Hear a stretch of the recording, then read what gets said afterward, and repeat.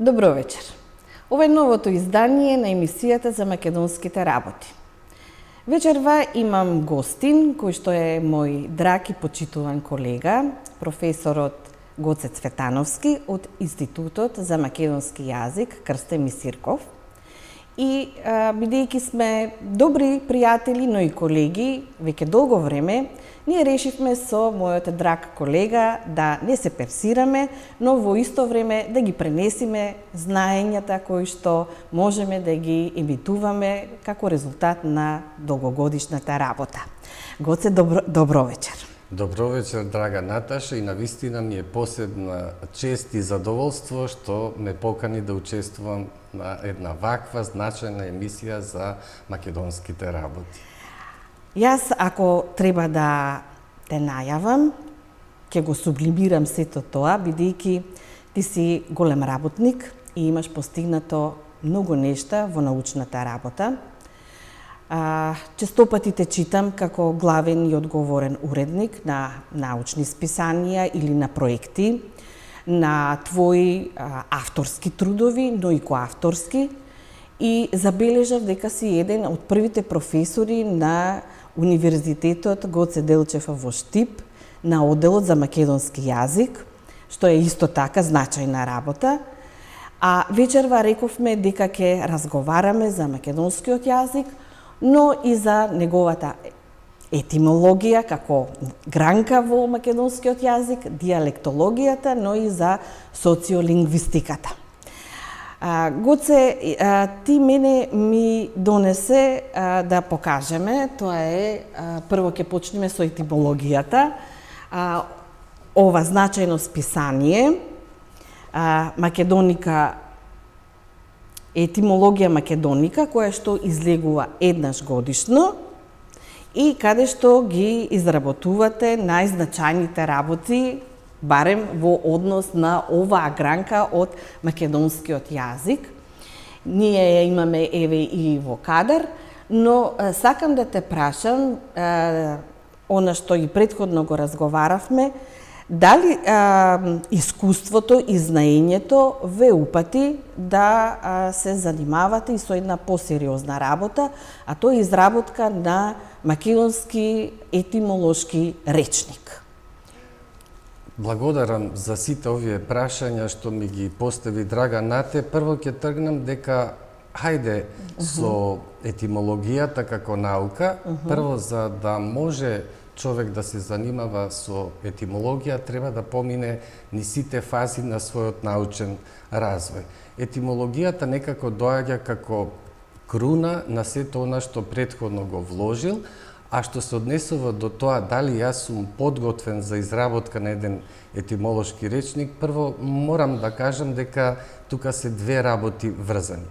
Прво, општествената потреба и налог веќе, потребата од ваков етимолошки речник се чувства, бидејќи морам да кажам, за жал, македонскиот јазик, односно македонскиот народ, е единствениот што нема етимолошки речник. За разлика од нас, сите наши соседи, вклучително тука и нели и албанскиот народ, и грчкиот, и бугарскиот, и српскиот, имаат своји етимолошки речници, некои по 2 и по 3, за кои што државата одвојувала огромни средства, се вложувало во таа гранка од научната нели област етимологија, и навистина колегите од соседните земји покажале значајни резултати.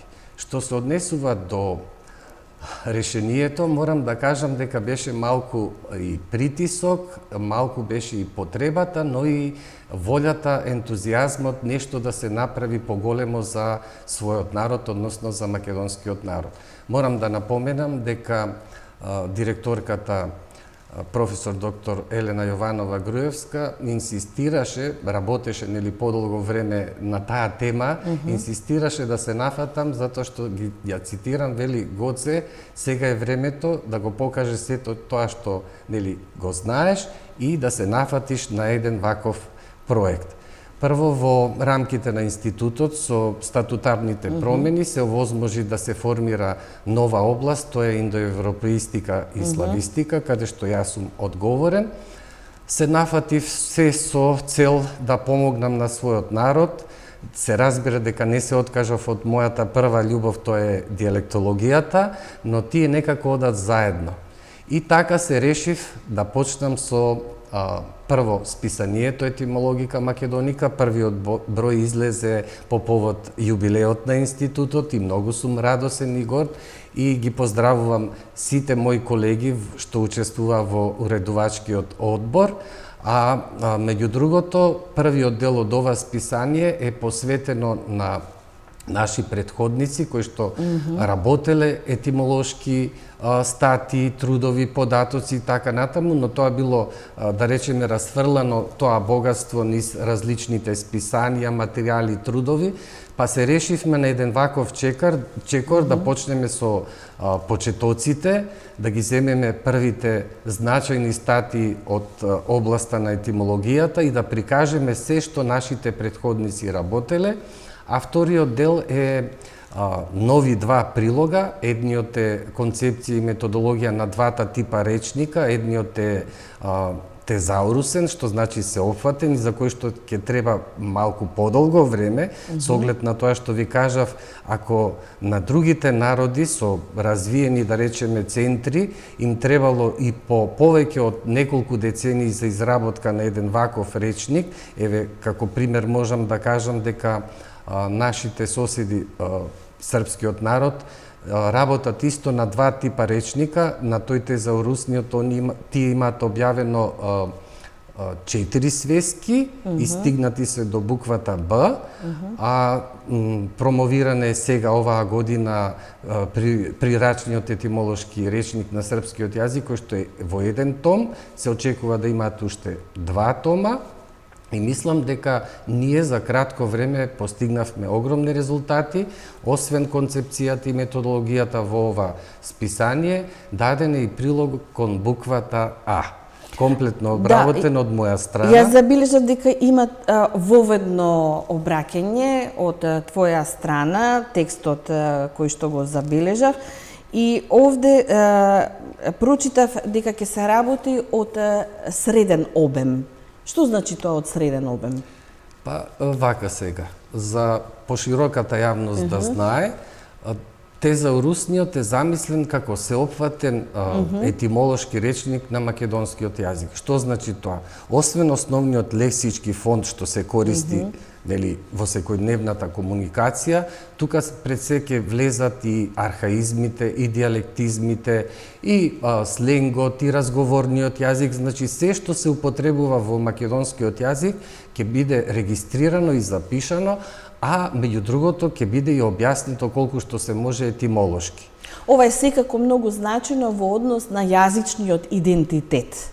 Апсолутно, затоа што како што и ти спомена нели во предговорот е назначено дека и таа рецентна лексика, тоа се мисли на оние супстратни зборови кои што се релативно малку, но значени, како еве да го споменеме глаголот врне, по кој што македонскиот се разликува од соседните словенски јазици, но и несловенските, па да се види зошто имаме ние таков збор наспроти еве српското пада киша, лие киша и така натаму, или бугарите може вали, например, викаат и така натаму, значи да се види зошто ние имаме различни зборови во определен сегмент и колку тие се значени за нашата култура, за нашата историја, да се потврди континуитетот на македонскиот јазик. А вториот тип речник е така наречен со среден обем, тоа значи дека ќе се опфати најчесто употребуваната лексика во македонскиот јазик. Тоа не значи дека нема да бидат опфатени делумно и турцизмите, и диалектизмите и така натаму, но во помал обем и се очекува првиот том, значи тој ќе биде македонски етимолошки речник, да излезе или кон крајот на оваа година или кон почетокот на следната година. Знам дека е тоа една макотрпна работа, која што, како што рече, во другите земји тоа тимови го работат. Кај нас се случува никако да се потпреме на ентузијазмот, волјата и знаењето на поединци. Но може би тука почнува патеката, а потоа треба да ја збогатиме и со дополнителна работа и на колегите.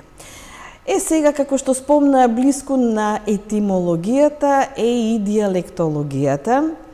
И знам дека тоа е твоја особена љубов. Ајде и тоа да го спомнеме со оглед дека македонскиот јазик е јужнословенски јазик, но воедно и балкански јазик. Така е. И да спомнеме дека во еден период ние во терминологијата честопати спомнувавме за национални малцинства или македонското национално малцинство надвор од границите на Македонија, но за жал, еве и со последните уставни измени, јас се обидов да пребарам, меѓутоа тоа веќе не е термин кој што ќе го сретниме во Уставот и единствено најдов термин кој што се однесува на диаспората, а тоа е сосема нешто поразлично од национални малцинства. Ајде и за тоа, знам дека ти ми донесе, имаме и слайдови за диалектите на македонскиот јазик, ќе ги искоментираме, да се префрлиме на темата за диалектите на македонскиот јазик. Така, значи јас ќе почнам од моите почетоци, а тоа е значи некаде 2000-та година кога почнав со посериозни истражувања во рамките на проектот Македонски диалектен атлас и првиот мој значаен труд е Каршијачкиот говор скопско со посебен осврт на синтаксата, каде што го применив принципот на така наречената антропоцентрична специјална теорија. Да, и на кадарот, да, на словната корица. Да, и ова беше пионерски труд во поглед на семантички ориентираната синтакса. Ова е прв ваков труд од областа на синтаксата, диалектната синтакса и подоцна многу трудови на овој начин беа обработувани. Можам да речам дека прерасна како еден вид препознатлив знак лингвистичка диалектна школа во рамките на Институтот за македонски јазик. Подосна се нафатив на работа, значи во регионот она познате како Мала Преспа, инаку се наоѓа на големото Преспанско езеро во Република Албанија, таму нашето малцинство, условно речено, нели ние велиме дека тоа е составен дел од нашиот народ, меѓутоа по силата на нештата биле раздвоени од нас, односно од општествено-историски околности, тие останале во рамките на Република Албанија. Пред да одиме на она што е специфика за диалектите во Пиринскиот дел на Македонија, ајде кажи ми она што го дискутиравме претходно за отпочнувањето на работата на македонистите 48-та година чинам. Како се одвиваат тие работи на наши колеги од постариот период, па и што ви оставија во наследство, вие тоа да го правите? Па тоа е интересен феномен да се објасни и пред сегашната јавност да не се заборави, значи кога Македонија стана дел од Југословенската федерација, оваа Македонија што сега ние ја знаеме како Република Македонија, голем број луѓе остана надвор од овие граници. Во првите повоени години, со оглед на политичките околности, беше овозможено и во Бугарија, и во Албанија, македонски учители да предаваат во училиштата во Бугарија и во Албанија. Тоа значи дека македонскиот народ ги уживаше определен дел од правата што им беа доделени како национално малцинство, како македонско национално малцинство, и таму почна со работа на вистина голем број учители од страна на Македонија беа испратени и почна со изучување на македонскиот јазик. Меѓу другото, почна тие учители да прават први записи, да го осознаваат диалектот и во Република Албанија, така наречен западно-преспански говор и пиринските говори, и добивме некаков материјал од таму. Но за жал спецификите еве на диалектот кој што е во Мала Преспа. Па, прво морам да кажам дека тие се третираат како западни говори и тоа периферни говори. Тоа значи дека во рамките на вокалниот систем се појавува и фонемата како карактеристика, освен она познатиот нели петоаголен, што го велиме ние, вокален систем со стандардните фонеми, се појавува и гласот кој што е забележлив во нивниот говор, потоа имаме фиксиран акцент, односно тоа значи дека имаме третосложно акцентирање, што е блиску до нели централните говори. Потоа може да се одвои дека имаме врзување на акцентот, подведување на повеќе зборови под еден акцент, така наречениот фразеолошки карактер на акцентот, што е многу убаво и специфика само на македонскиот јазик, наспроти другите словенски јазици, каде што може да се види богатството и убавината и мелодијата на македонскиот јазик. Потоа може да се забележат голем број архаизми, црти кои што, еве да речеме, пленат, за разлика од она што оди напред современиот македонски јазик, тоа е поради нивната изолираност. Од една страна биле во контакт со несловенски јазици, односно со албанскиот, со влашкиот јазик, со грчкиот јазик, па кога во определен период имало престиж на определен јазик, така и јазикот си попримал, од дијалектот си примало зборовите кои што го обкружувале, и морам да кажам дека еве за пошироката јавност да објаснам што значи тоа Балкански јазичен сојуз.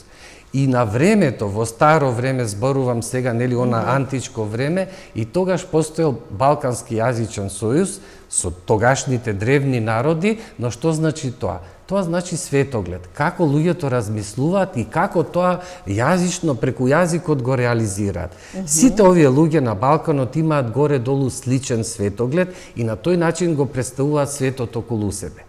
Јазичните средства што ги користат, значи зборуваме сега за лексика, може би била различна, но начинот на мислење, структурата на мислење била слична или идентична. Ет, затоа се вели Балкански јазичен сојуз, тоа се случува и во поново време, ако ги земеме македонскиот и бугарскиот дел како јазик, како составен дел од тој Балкански јазичен сојуз, во кој што пак влегуваат и албанскиот јазик, и грчкиот јазик, и турскиот, и дел од српските дијалекти, јужните говори, може да се забележи дека структурата на мислење горе-долу слична, идентична. И тоа се нарекува еден светоглед, Балкански јазичен светоглед, односно Балкански јазичен сојуз, во кој што центарот на иновација е токму македонскиот јазик и токму оние места каде што имаме, условно речено, мешано население, каде што имаме власи, македонци, албанци, грци, со оглед на тоа што тие во секојдневната комуникација користеле повеќе јазици,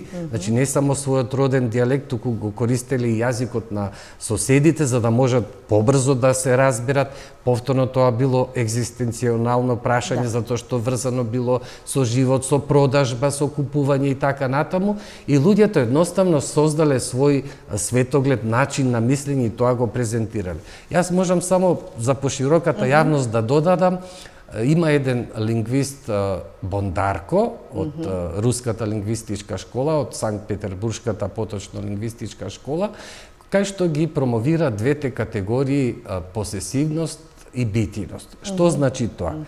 Посесивност е нешто кога имаме, кога го поседуваме. А битиност е постоењето, суштината. Постојат јазици кои што пред се насочени, и тоа е еден вид светоглед и начин на живење што е тесно врзано со културата, со историските пригоди и така натаму. И еве ќе земам еден класичен пример. Например, англискиот јазик пред се би можело да се рече дека се допира до точката посесивност. И тоа може да се земе преку еден пример. Јас имам пари, на англиски I have a money. Додека пак во рускиот јазик у меня есть деньги. А во македонскиот тоа па може да се преведе во мене се парите или кај мене се парите. Што значи дека македонскиот јазик со оглед на обкружувањето што го имал, со оглед на историските ситуации во која што постојано бил атакуван од многу страни, тој некако како да сакал да направи компромис или баланс еден вид меѓу овие две категории кои што и на вистина и преку јазикот се гледаат. Значи ние можеме да кажеме слободно јас имам пари, но и во мене се парите и кај мене се парите, сепак има лингвистичка, семантичка диференцијација, но можноста што ја нуди јазикот еве покажува што значи тоа балкански јазичен светоглед и на кој начин историските околности, културата, се што го обкружува човекот влие врз неговиот јазичен израз и начинот на кој што тој го представува пред луѓето. Токму затоа потребно истражување на македонските дијалекти, да се види докаде одат тие структурни преплетувања, докаде се оди во преземањето, докаде ние сме даватели, затоа што не постои јазик кој што само прима, а не дава, и обратно, значи македонскиот јазик колку што примал од другите јазици, толку и давал, и еве сега конкретно, тоа е врзано со географскиот регион, простор, ако зборуваме за македонските говори во Албанија, така наречен преспански говори, може да се забележи дека таму по осамостојувањето, ајде и да речеме, периодот на формирањето на албанската држава, се гледа полека како да почнува да навлегуваат албански јазични елементи во автохтониот македонски говор. И тоа е сосема природно и разбирливо, бидејќи тие се граѓани на Република Албанија. Јас не сум против да го почитуваат уставниот поредок на таа држава во која што живеат, меѓутоа правата кои што треба да ги уживаат како македонско национално малцинство, мислам дека треба да бидат подигнати на едно повисоко ниво. Токму затоа се прават овие истражувања, научниците да видат во кој период доминирала една работа, друга работа и така натаму, и на тој начин да може македонската научна јавност да презентира што се случува со неговиот народ, што се случува со неговиот јазик, какви историски перспективи се нудат и во крајна линија па еден вид планирање за воиднина. Блиско на оваа тема сакам да те упатам да објасниме и за она што представува коавторски труд со колешката Лаброска, што го имате за вратничкиот, вратничко-полошки. Тоа му доаѓа северо-западниот македонски дел од дијалектите. Предпоставувам како тука ќе реагираме за она што е во нашите македонски услови, но сепак можеби да ги споредиме со влијанијата од и северниот и од западниот дел. Па да, значи тоа е проект на колешката Веселинка Лаброска во која што учествуваше целото одделение, не само јас, туку таму учествува и ете ја имаме и овде корицата. Убавка Гајдова, Светлана Давкова Ѓоргиева учествуваше и Дарко Томовски кој што ние сега наш дели асистент, наскоро ќе докторира, така што мислам дека целата екипа работеше и на тој проект, успешно завршен проект, а што се однесува до проблематиката, па тука може да се видат како функционираат преодните говори. И она што го споменав на почетокот, каршијачкиот говор, иако е во рамките на скопските говори, и тој е некако преоден говор. Од една страна има многу црти кои што се директно од централните говори, но од друга страна веќе се доближува до скопско-блатскиот и скопско-црногорскиот говор, а во скопско-црногорскиот говор веќе доминираат оние специфични изоглоси и црти кои што навлегуваат од јужните српски дијалекти и повторно велам тоа е заемно давање и земање. Не може да се рече дека само македонскиот дава на другите и обратно. Значи тука во крајна линија затоа се вели јазична интерференција, се мешаат значи црти од српските говори, од македонските говори и тоа е убавината да се представи на еден специфичен начин, а сепак да се каже дека тие се македонски говори. И сега постепено одиме кон банскиот говор, односно кон перинските дијалекти на македонскиот јазик. Да, јас само морам овде да напоменам еден податок за да не се изостави, значи во рамките на одделението за дијалектологија при Институтот за македонски јазик функционираше проектот Македонски дијалектен атлас и се уште функционира, каде што е раководител почитуваната професор доктор Веселинка Лаброска, а во која што сме вклучени сите. Во времето кога покојната Убавка Гајдова беше раководител, се свати дека мора да се забрза работата на овој огромен мега проект, кој што опфаќа многу работи. Треба некако да се забрза работата и тогаш одлучивме да направиме уште еден проект, а тоа се македонските дијалекти надвор од границите на Република Македонија, и мене ми падна и честа, но и товарот да бидам главен истражувач на тој проект. Значи тој почна да функционира од 2010 година, беше пријавен, одобрен од страна на Советот при Институтот за македонски јазик, но истовремено и одобрен од Министерството за образование и наука на Република Македонија. За жал, средствата не стигнуваа редовно, финансирањето не беше редовно, но врз основа на тоа што можевме да го направиме со собствен ентузијазам, значи јас лично отидов во Бугарија со собствено возило во рамките на пиринските говори. Првично направив тоа се вика експлорација, односно истражувања во Банско, и тогаш со себе го земав корицата, ја имаме. Да, ова е црквата Света Тројца, позната црква, изработена повторно од македонски ѕидари, значи тоа се од Дебарската тајфа, и внатре уредувањето повторно од македонски дејци. Многу позната и убава црква што ја представува македонската култура, и не само во Македонија, и пошироко на Балканот. И само да напоменам дека тие истражувања првични траја 10 дена.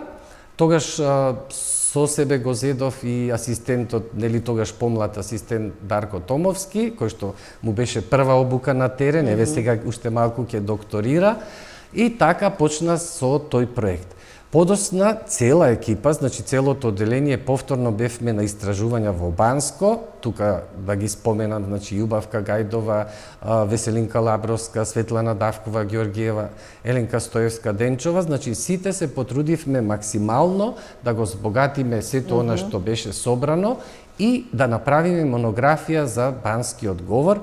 Тоа е прва и засега за жал единствена комплетна монографија на еден дијалект, македонски дијалект од пиринските говори.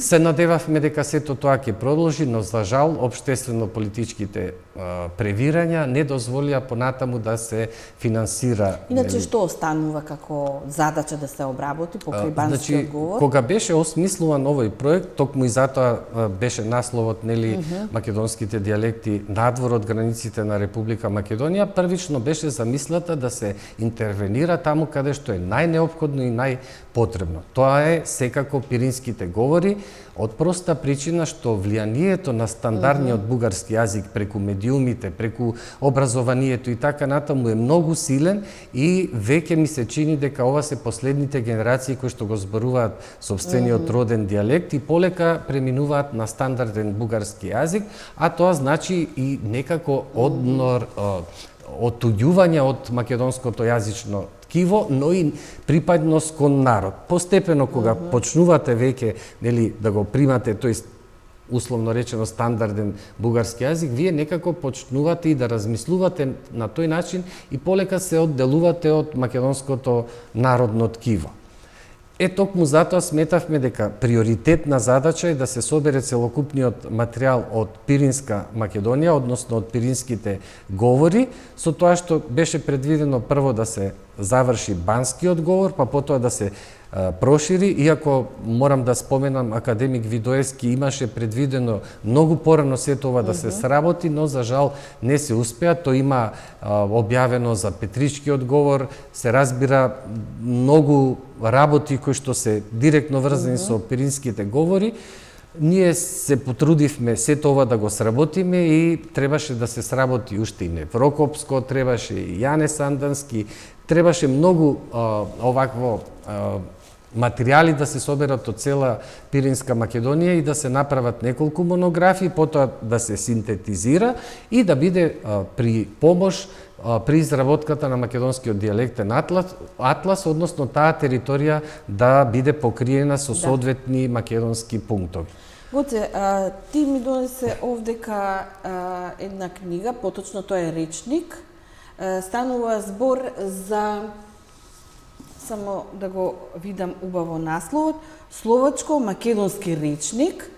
Исто така го имаме како слайд и мислам дека има уште еден речник, тоа е грчко-македонски речник. Ајде накратко за овие два речници кои што ги имаш подготвено заедно со колегите. Така, значи морам да напоменам дека освен ова дејност што ми е основната диалектологија и етимологија, јас некако влегов и во водите на лексикографијата и тоа првично со проектот Толковен речник на македонскиот јазик, каде што сум коавтор во 4 тома, значи од првиот до 4-тиот том учествував во работата на тој значаен проект Толковен речник на македонскиот јазик, под водство на Снежана Велковска и како главен редактор професор доктор Кирил Конески. Тој проект е целосно завршен, нели, и таму ги стекнав првите искуства во поглед на лексикографијата. Подосна почнав да работам и сам и на двојазични речници, меѓу другото имав научно-истражувачки престој во Република Словачка на Универзитетот Константин Филозов во Нитра, таму бев 6 месеци, каде што почнав со изучување на словачкиот јазик, а ова е прв и единствен засега ваков двојазичен речник, словачко-македонски. За жал не се стигна и вториот дел, требаше да има и обратен македонско-словачки речник, но општествените и политички ситуации не дозволија да се доврши сето тоа, но за среќа ете излезе како готов производ овој словачко-македонски речник, каде што сум главен редактор, автор, а меѓу другото како коавтори се јавуваат и покојниот Љупчо Митревски и Звонко Танецки, кој што и ден денес работи во Република Словачка.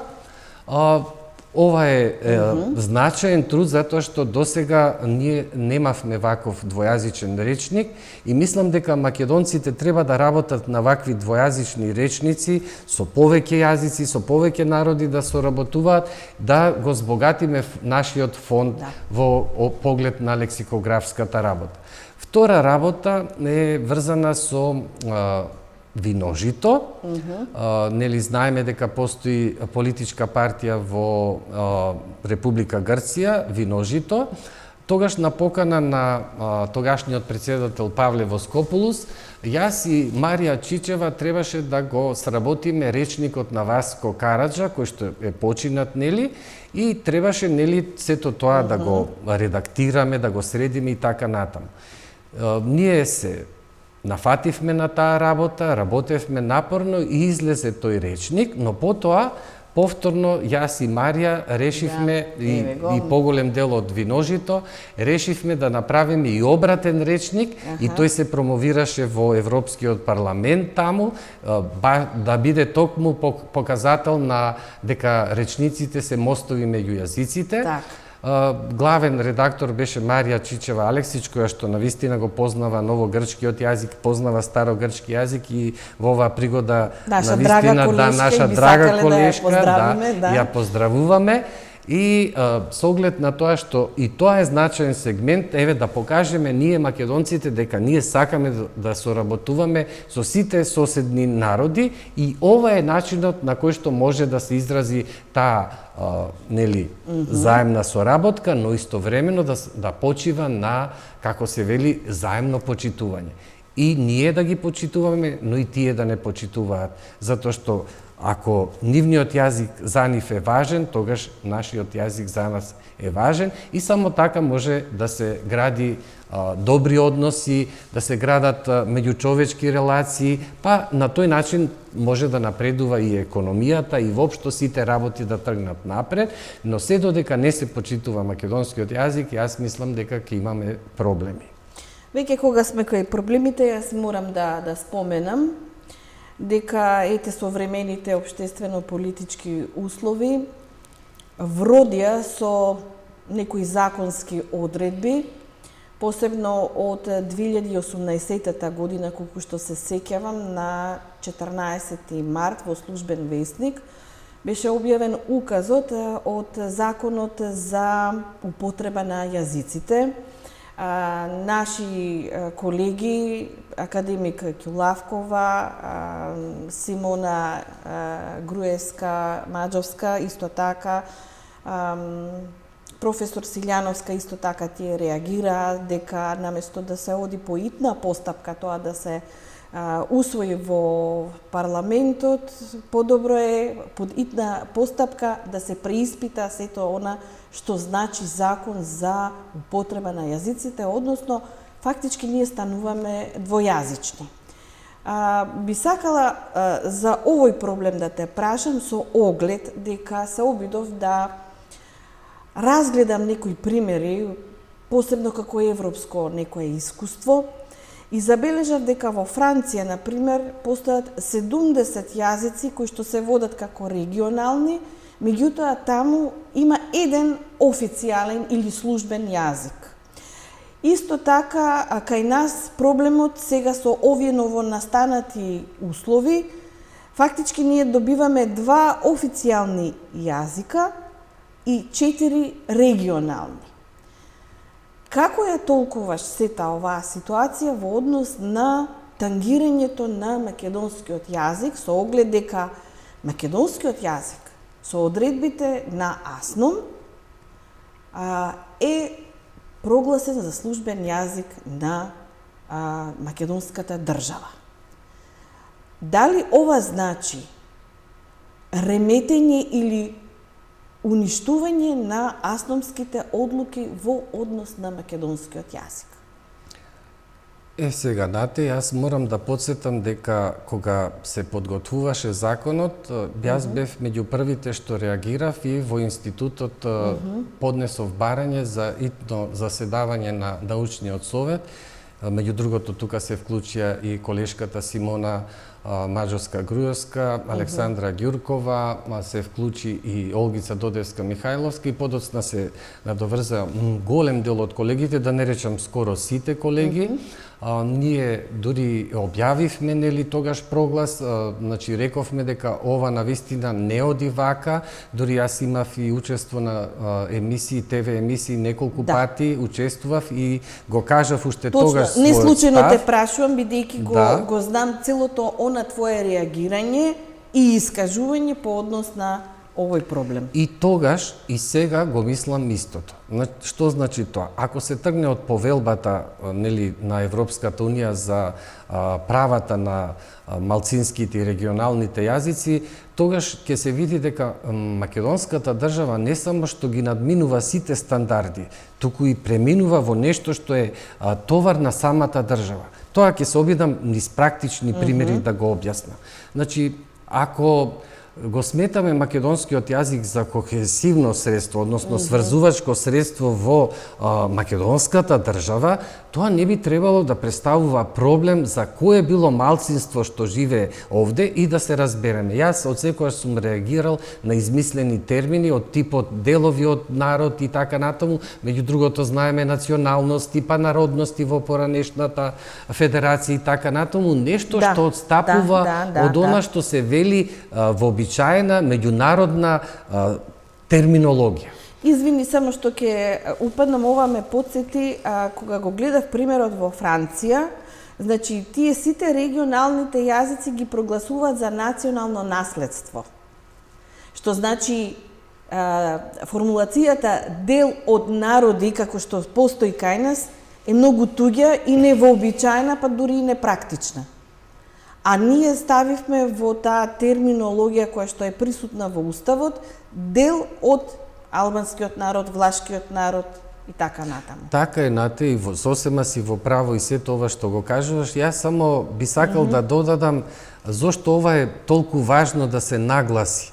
Значи, една мала држава како Македонија не може, значи, да обстојува толку финансиски средства да се одвојуваат меѓу другото за преведување во суд и така натаму секаде по сите институции, да се оптоварува системот, а од тоа да нема голема полза. Замислете си еден правен акт да заталка само колку време ќе изгуби тој што го поднел барањето, да речем, без оглед дали е македонец, албанец и така натаму, ако се појави некој практичен спор, само се губи времето и тој што е засегнат, на крајот ќе го поднесе товарот за сето тоа, а да не зборувам за материјалните последици. Но да тргнеме сега поред. Јас само би сакал да укажам на тоа дека погледнато во светски рамки, како се толкуваат сите овие работи. Од една страна имаме еден модел на конституирање на нации и држави како што е овој европскиот, во кој што доминира токму националното. И сите држави, иако се прокламираат како граѓански држави, например Франција, Германија и така натаму, иако тие промовираат граѓански права, индивидуални и колективни права, сепак темелот е врз нацијата, народот. Франција е држава пред се на францускиот народ. Тоа не значи дека се исклучуваат другите граѓани, но напротив треба да се вклучат и да го познаваат францускиот јазик.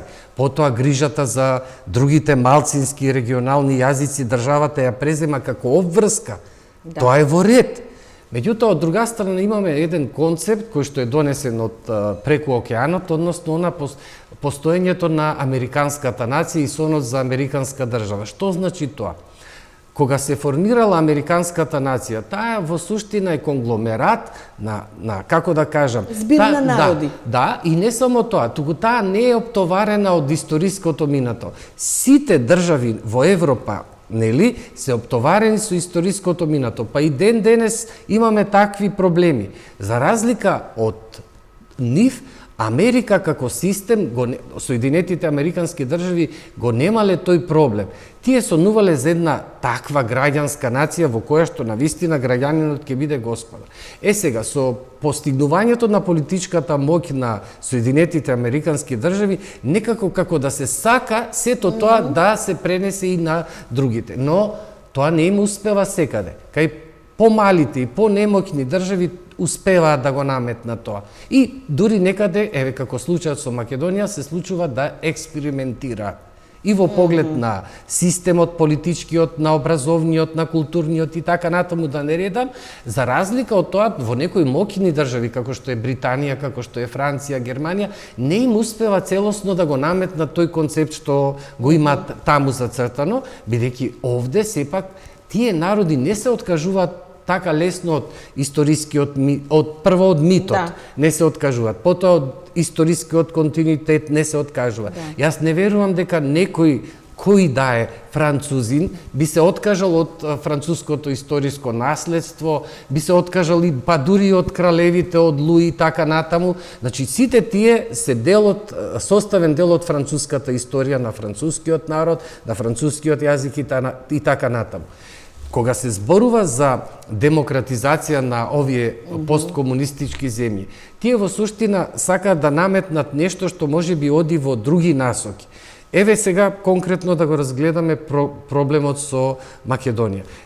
Постојано се потенцира мултиетничка, мултикултурна и така натаму. Во ред, меѓутоа... Само да те подсетам, неодамна слушнав и една друга формулација, вториот мнозински народ или втората мнозинска етничка заедница.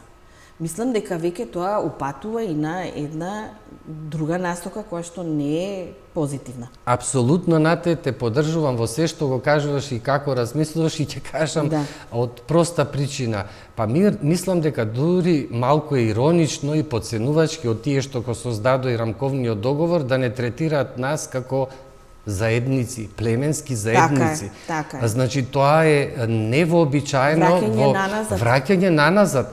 Па требаше интеграција целосна. Јас не сум против правата на моите сограѓани, албанци, турци, власи, срби и сите граѓани на Република Македонија. Но секој од нив треба да го почитува македонскиот јазик. Само така можеме да се разбереме. Со оглед на тоа што живееме во ваква држава каква што е, таа сепак е унитарна држава. А што подразбира тоа? Дека сепак македонскиот јазик е носител, носечки столб на оваа држава. И почитувањето на македонскиот јазик значи почитување на сопствената држава, независно каде, од која, да речеме, националност си. Па, јас никогаш не сум зборувал на македонците во Бугарија или во Албанија или во Грција или така натаму, дека не треба да бидат лојални граѓани на тие држави. Напротив, тие треба да го почитуваат системот во државата во која што живеат, затоа што таму ги остваруваат своите права, меѓутоа истовремено треба и државата да се грижи за нивните малцински права. Ете тоа треба да се случи и во Македонија.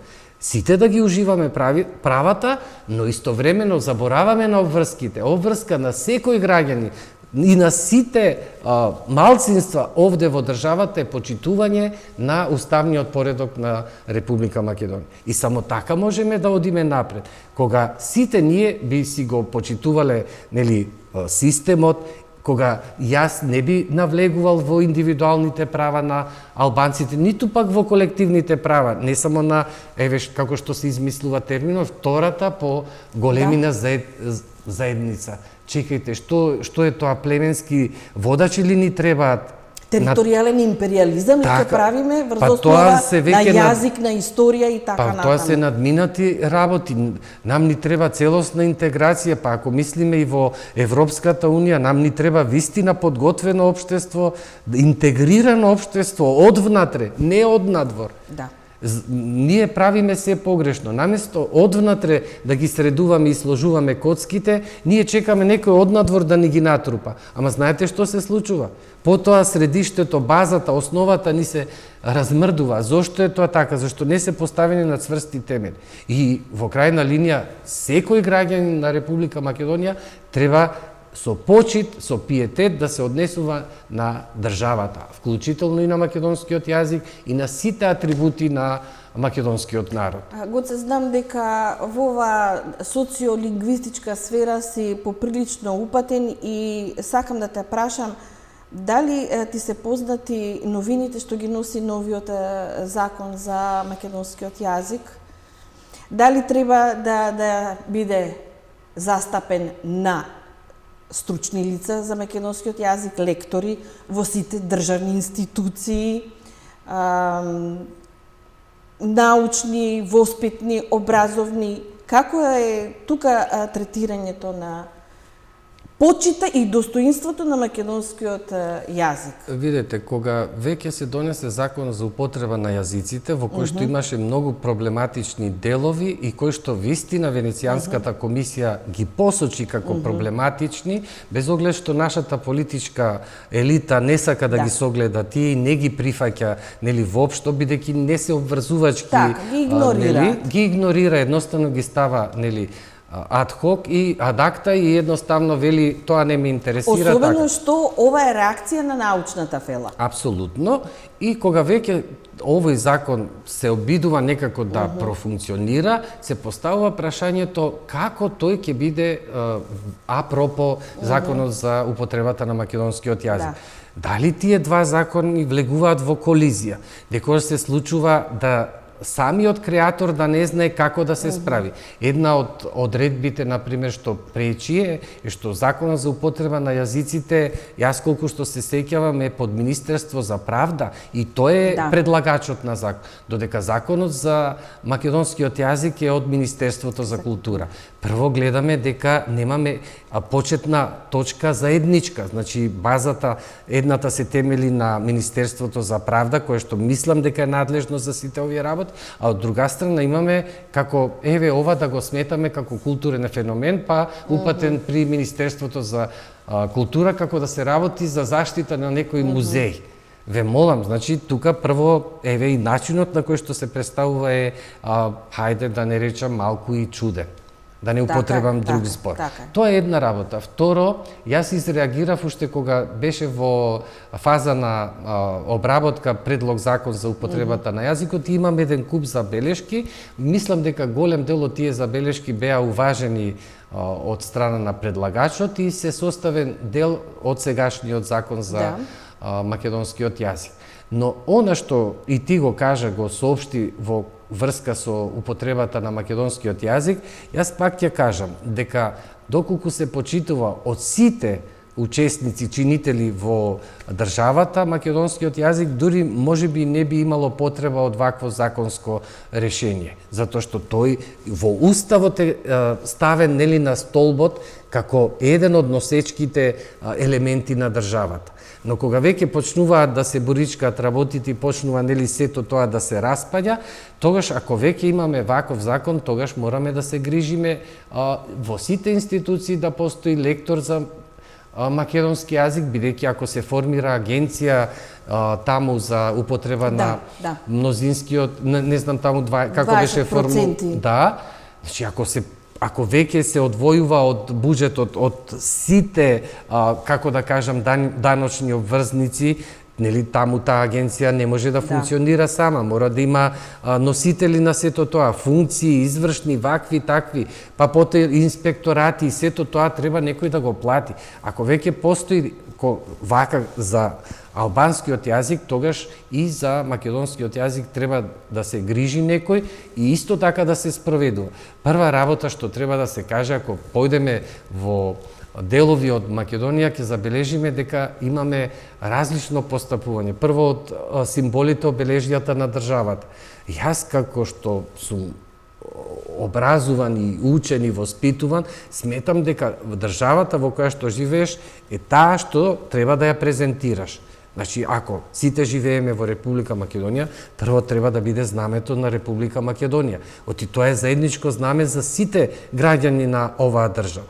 Потоа забележуваме разноликости. Например, државното знаме е помало наспроти знамињата на, како да ги речам, на заедниците.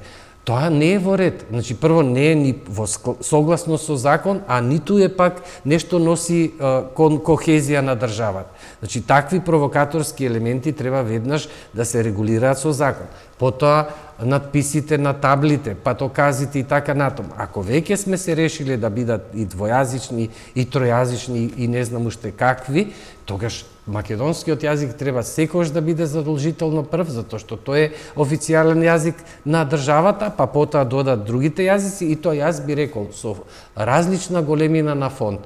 Македонскиот јазик да биде напишан со една големина, додека другите јазици би требало да бидат, за да се знае што е што. Ова сега ме потсети што го спомна. Наместо да имаме транскрипција на определени наслови или именувања на планина, место, општина, забележувам дури преведување. Например, Шар планина не е Шар планина. Таа би требало да биде само транскрибирана со друго писмо. Па да, мислам дека и тоа е голема грешка, затоа што во крајна линија топонимите се нешто што е составен дел, карактеристика на еден народ, на едно подрачје во кое што се живее, и обично топоними се менуваат од политички мотиви. Инаку народот, јас тоа повторно го врзувам со таа моја теорија на која што припаѓам, јазичната антропоцентрична теорија, нешто што е празно се именува, значи кога нема никој, па не знаете, бидејќи тоа е врзано повторно со екзистенција. Тоа се вика деиксис, односно упатување во простор, посочување во просторот. Ние треба да знаеме каде сме, за да можеме од прагматички побуди да живееме. Ако во поранешните времиња имало, например, лов, па сега, за да му објасниш каде се наоѓа лов, да речеме, дивечот, ти треба некако тоа место да го именуваш. И во рете, значи така настанале првите именувања, да речеме, од потребата на човекот да именува се што е околу себе, и сега кога доаѓаме до оваа фаза, тоа е најстариот лексички слој во јазикот. Едноставно, топонимите покажуваат кој прв запоседнал некаква територија и живеел таму и именувал се околу себе. Дојденците што се, во принцип го прифаќаат тоа што веќе е именувано, нема потреба да се именува. Истото се случува и со производи, продукти кои што ги немаме кај нас. Јас само ќе кажам еклатантен пример за ова, можеби ќе звучи смешно, ама ќе потенцирам. Ние имаме бибер во разговорниот јазик, иако во стандардот не е прифатен, и има зошто, оправдување зошто. Бибер е турцизам, условно речено турцизам, но замислете си, во македонскиот јазик го нема. Тој е дојден преку српскиот јазик. Посредник е српскиот јазик. Во македонската традиција имало можност, начин за приготвување со помош на она што го викаме ал пипер или црвен пипер.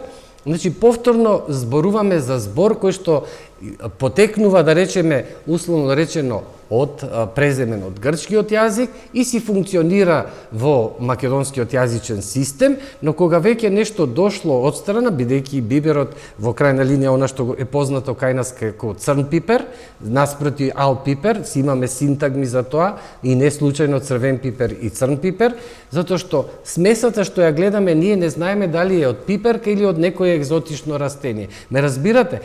Народот именува тогаш кога нешто не му е познато или е, како да кажам, ново. Ама ако веќе го има, тогаш само го користи тоа што го има. Еве конкретно пример за кафето.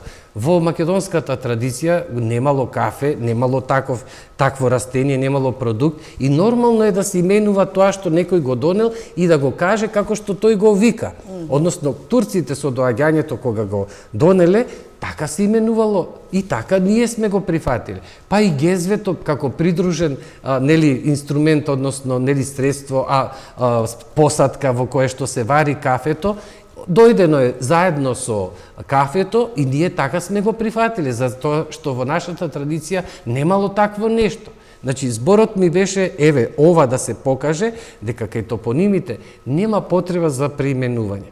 Ништо нема да изгуби, ниту кој да кажеме, ете, албанец, или влав, или србин, или ако си го кажува така како што сите повеќето го знаат. Ме разбирате? Да. Гоце, јас ти благодарам многу. Имавме многу убави теми кои што мислам само ги начнавме, но можеби во една друга прилика и ќе ги разработиме. Ти благодарам уште еднаш и ти посакувам многу успешна работа и во иднина.